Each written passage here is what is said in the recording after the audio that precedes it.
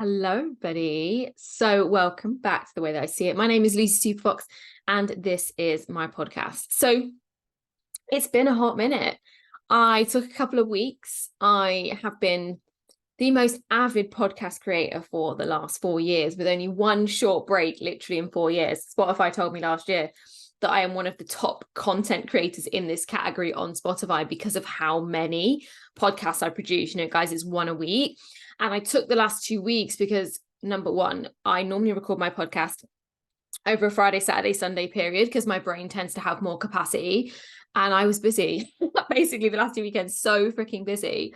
And then my energy was a little bit flat because I'd been so full on with everything I was doing. So I always try to be that person, I always am that person that, did you notice that correction there?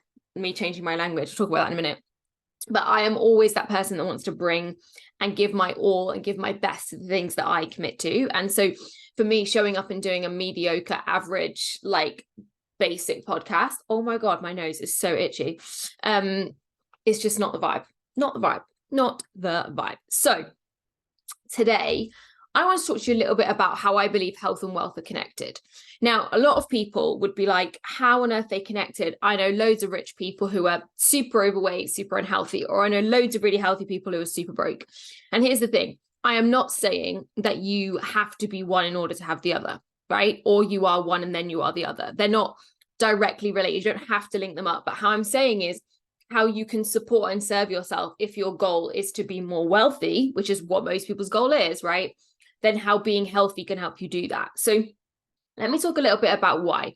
So the number one premise that you must understand, that I fully believe in, that I back, that basically is the foundational part of this belief, is that I believe in the law of attraction and I believe in vibration. So I believe that we emit a vibration based on how we feel. Now, if how we feel is we can be excited about something, but positive about something, but have a really low physical, mental and emotional, energetic capacity, our capacity to receive, to hold, to attract, to be is reduced.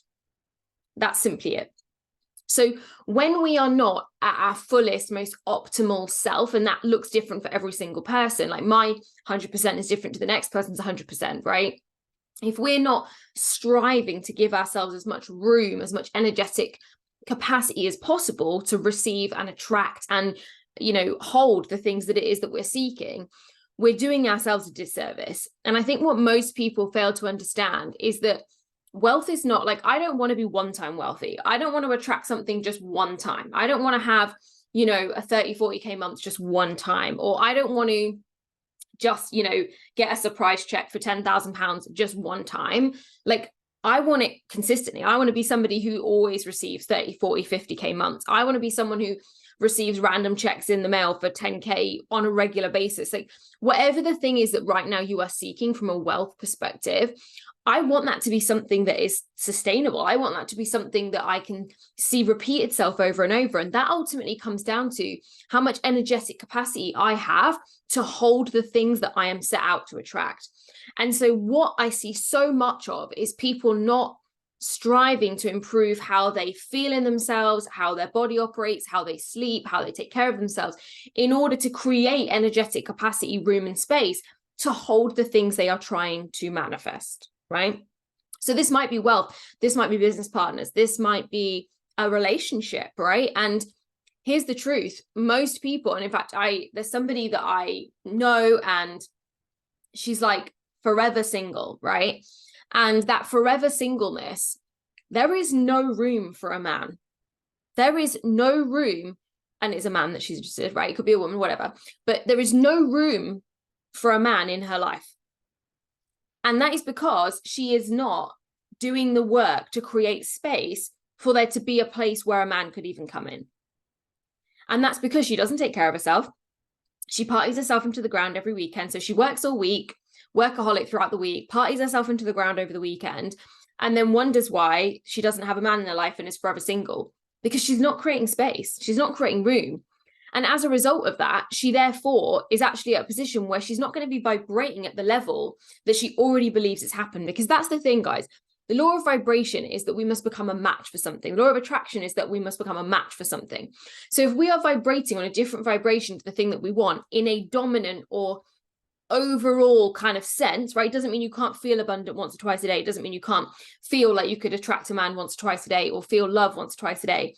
But it's what your dominant state is. It's how you are most of the time is ultimately the vibration that dictates the experience that you have in life.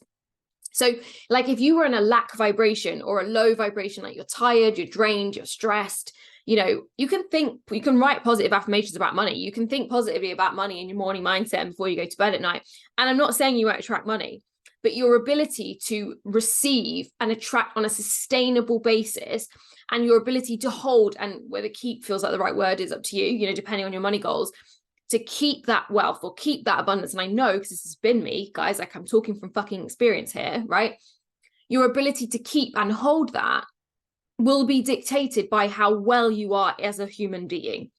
Because this is where the spiritual meets the physical. This is where the metaphysics of the law of attraction and how vibration works and how energy works meets your physical human body, and how those two things must align. And it's not just in thoughts. Like a load of people, obviously I've had this massive reel go viral and we're into like nearly 500,000, and I get so many people comment and be like, no, you manifest through your thoughts. I'm like, no, you manifest through your vibration. Your thoughts create your feelings, which creates your vibration. And that is what creates manifestation. So you can think all the abundant thoughts in the world, but if in your body, you feel stressed, you feel tired, you feel exhausted, you feel negative, you feel like, oh, can't be ours, what kind of vibration do you think that you're emitting? Right? And so this is why I've talked to you heavily about regulating the nervous system. I've talked to you heavily about gut health. I've talked to you heavily about, you know, the big five: hydration, sleep, exercise, good quality food, and sunlight. And those things affect your dominant vibration. This is why most people go on holiday are in a much more positive vibration, and something good happens while they're away, or they have great ideas, but then when they come back to their existing environment, they become a product of that environment and they slide right back down. And so this is where, when you go to events or experiences and it's a different environment, your energy and vibration raises. And this is why good things tend to happen when you surround yourself with high vibe people, right? Because you then are influenced by their vibration, but you get to change your vibration on a daily basis. You can influence your vibration on a daily basis. And a big part of that is how you take care of yourself, how you feel in yourself, how well you are. Like I didn't go to Pilates for 2 weeks. Reformer Pilates, it's not floor Pilates. And I didn't go for 2 weeks because, number one, I had a big event on the weekend, and then I came back from that big event and I'm actually working. So I was an attendee at that event. And then I basically got a big event project next weekend. It's the one I've talked about before, big global charity for world's young leaders. Like it's a mental event. Like it's, you know, 2,500 people. It's huge. So like working on that, project manager on that. So that is next weekend. So basically my priority over the last 2 weeks is basically just get on top of my workload. It's a temporary transient period that in 2 weeks is actually like slows down massively. So like this is like the 4-week run at something huge, right? So it happened to be, I also had full on weekends, hence why no podcasts. But I then basically took a beat on Reformer Pilates. Also, I couldn't get in because they're so freaking popular. I couldn't get in any times that worked for my diary. And I was like, okay, so I didn't go for 2 weeks. I went yesterday for the first time in 2 weeks. And the difference in my vibration in one day from doing one thing was incredible. Now, I'm not going to be able to sustain that beyond maybe the 24 hours recovery period. You know, I'm going to go again Monday and then again Tuesday, and then again, I'm away for 2 weeks on this event. So what I need you to know is that the things that make you feel good are not a coincidence. Now, I'm not talking about things that make you feel pleasure. Now, look, I am not anti having an incredible glass of red wine or a gin and tonic in the environment, in the, you know, it's Friday night, you're on your sofa, you've worked hard all week, you feel really good. And we'll talk about working hard in a separate podcast. Like you felt like you've given your best, right? There is nothing wrong with the ritual of enjoying things, whether it's chocolate or wine or cake or a nice meal or whatever it is. It's when that becomes a default behavior that is when it lowers your vibration. When you do something as a one time, that is a sense of like pleasure or enjoyment or joy, and the context is joy, then it is a high vibration activity. When you do it in the context of something you need to change your state, it is a low vibration activity. Hopefully that makes sense. So what I want you to think about is you can do anything in a state of, oh, I should do, I must do. Like you can go to the gym.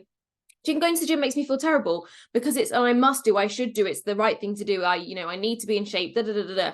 Or which is what I decided 4 months ago. I was like, oh, I'm just going to find something I really love doing that helps me stay in shape, because I want to be in shape. That's a desire of my heart, is to be in, you know, feel good in my body, to like how I look, to fit in my clothes, etc. So when I go do the things that make me feel joy, that puts me in a high vibration state, right? So when we're in a high vibration state in the physical plane, and then we match that with high vibration thoughts in this, in the metaphysical or the spiritual plane, and we add those two things together, holy freaking moly, forgot to turn WhatsApp off. Let's repeat. So when we do the work in the physical plane to feel really good in our bodies, to be thriving in our bodies, to feel energized, to feel full of life and full of joy in our body, and then we've also worked on the mindset side of it, that we're thinking good thoughts, we're focused on what we want, not on what we don't want, we're in abundance, not scarcity. What we're then doing is we've got those two things together, and we are a powerhouse magnet for manifestation. It's not just this, and it's not just this, especially if you are looking to manifest, create, attract, receive, and hold things like wealth on a sustainable basis. If you want manifestation to be like this, trust me, an experienced up and down manifester here, right? Then sure, have a good day, have a bad day, have a good day, have a bad day, have a good day, have a bad day. The truth is, not every day in my life is good. Like, guys, I have ADHD and I have a wild hormonal cycle, and I'm like this sometimes in one day, let alone over multiple days. But truthfully, what I am now focused on is creating every day that sense of abundance, that sense of joy, that sense of gratitude in my thoughts and in my body for as long as I possibly can in the day. That's my goal. My goal is not to sit and meditate perfectly and do a 74-minute visualization and, you know, then do all the things on my tick list. Like, guys, that's not growth. Growth isn't ticking a fucking tick list, right? Growth is choosing to feel better, to think better, to do better every single day. That is growth. And better is not someone else's standard. Better is your standard for who you want to be. So when you are trying to manifest, attract, or create, or hold, or receive more wealth, or more abundance, or whatever that goal is for you, just remember that your health and well-being and how you treat yourself and how you take care of yourself has an impact on that, because it has an impact on your vibration, the vibration that you emit on a dominant basis, and how much you are willing to hold and receive, because it impacts and influences your energetic capacity. So if you are like, I don't know where to start, Luce, I feel lost, I feel all over the place, my health's upside down, my food habits are crazy, then drop me a DM on the socials. Just drop me with a DM with the word Thrive, and I can send you some more information on the Incredible Thrive program, which is a full 360 nutrition, wellbeing, fitness with mindset as a support in there. And if on the flip side of that, you've got the food and the fitness down, and you're just looking for that inner transformation, you're looking to shift how you feel, to shift how you think, to shift, you know, kind of the energy in your body right now, and it's specific to money, then DM me the word money, and I will drop you a 25% off discount code to Money, Master, and Manifest, the reworked, revamped mini money mindset course. Module 6 is going to be dropped into that mid-October. So this 25% discount code is only available till the 15th of October. Dropping that in as a pre-launch price. So basically, if you want to drop me a DM, it's DM only. It's a DM conversation only. It's not going to be a public code. It's not going to be available on the website. So basically, if you drop me a DM and say the word money, I'm going to send you a 25% off code to the Money, Master, and Manifest course. And you can check out all the details of that at lucysuperfox.com/money. So guys, your health affects your wealth. Don't let anybody tell you otherwise. Manifestation is about who you are as a human being, matched with how you think, in turn with how you feel, and ultimately how you vibrate. So that was it for this episode. I love you all so much. This was The Way That I See It. My name is Lucy Superfox, and I will see you on the next episode.